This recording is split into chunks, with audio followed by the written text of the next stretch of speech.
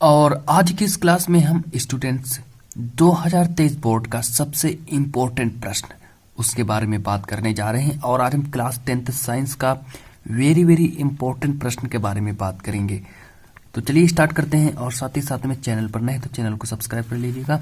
तो चलिए प्रश्न नंबर 1 को देख लीजिएगा। इस प्रश्न पर आधारित कुछ ऐसे अथवा करके भी दिए गए हैं।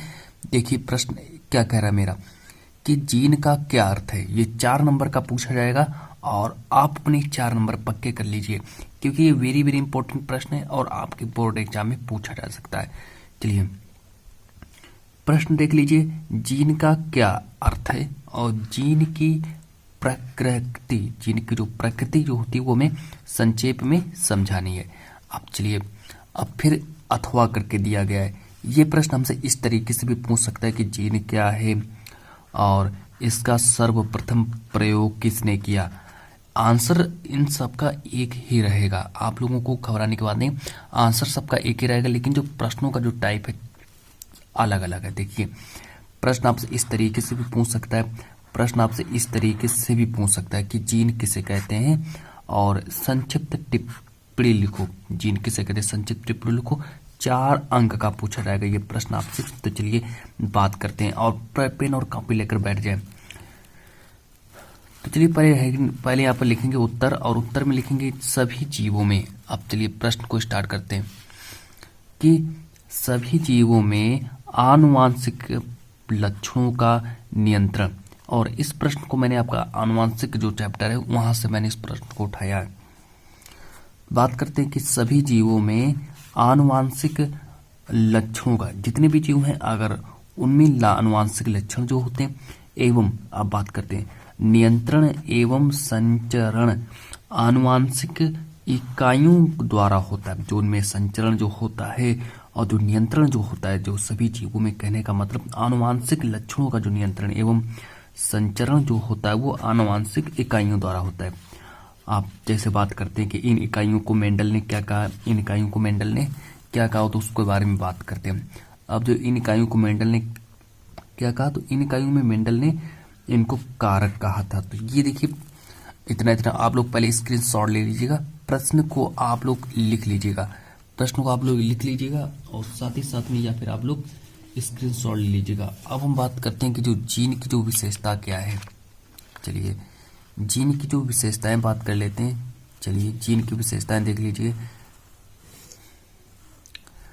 और यहाँ से देखिए जीन की विशेषता मिनिमम आपको 5 जीन की विशेषताएं लिखनी होंगी। नंबर 1 डाल के 5 जीन की विशेषताएं लिखनी होंगी। तो पहले यहाँ पर लिखेंगे जीन की विशेषताएं। पहले यहाँ पर आपको लिखना है जीन की विशेषताएं, आप लिखना स्टार्ट करेंगे। नंबर 1 डालेंगे, नंबर 1 में लिखेंगे क्या कि जीन जो होते हैं वो गुणसूत्रों के क्रोमोनीमा पर माला के मोतियों के समान रैखिक क्रम में लगी रचनाएं हैं। किस पर लगी रचनाएं? क्रोमोनीमा पर लगी होती हैं। और किस रूप में? माला की मोतियों के समान रैखिक क्रम में लगी रचनाएं हैं जो आनुवांशिक लक्षणों का नियंत्रण करती हैं। इतना समझ लीजिएगा कि जो आनुवांशिक लक्षणों का नियंत्रण करती हैं। ये देखिए प्रश्न आपको लोगों को समझ में आ गया है और इस प्रश्न को समझ लीजिएगा। चलिए इस प्रश्न को समझ लीजिएगा कि जीन जो है वो आपका गुणसूत्रों के क्रोमोनीमा पर माला के मोतियों के समान रैखिक क्रम में लगी रचनाएं हैं जो आनुवांशिक लक्षणों का नियंत्रण करती हैं। चलिए इसी के साथ हम बढ़ते हैं अपना जो मेरा सेकंड जो विशेषता है, जीन की जो सेकंड विशेषता देख लेते हैं। चलिए जीन की सेकंड विशेषता देख लेती हैं। चलिए अब जो जीन की जो सेकंड विशेषता देखते हैं, अच्छा कि जीन क्या है? जीन संचरण की इकाई है। जीन किसकी इकाई है? जीन संचरण की इकाई है जो जनक से संतानों में पहुंचती है। जो कहाँ से? जो जनक से संतानों से पहुंचती है। आप आगे बात करते हैं कि अब नंबर 3 के बारे में बात कर लेते हैं।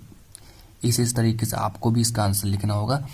अब चलिए 2 के बारे में बात कर चुके हैं, आप 3 के बारे में बात करते हैं कि जीन जो है वो उत्परिवर्तन की इकाई है जिनका संरचना में परिवर्तन होता रहता है। जीन किसकी इकाई है? जीन उत्परिवर्तन की इकाई है, जीन संचरण की इकाई है। चलिए ये देखिए लिखा है जीन संचरण की इकाई है। अब और अंक बात कर लेते हैं, नंबर 4 पर बात करते हैं।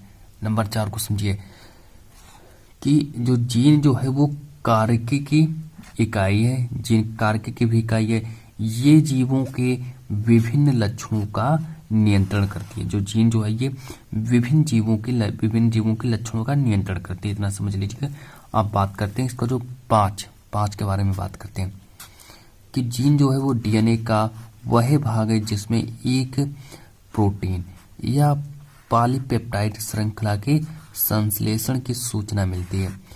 तो आज की इस क्लास में हमने इस महत्वपूर्ण प्रश्न के बारे में बात की। तो चलिए मिलते हैं नेक्स्ट वीडियो में। आज की इस क्लास को इतना ही रखते हैं।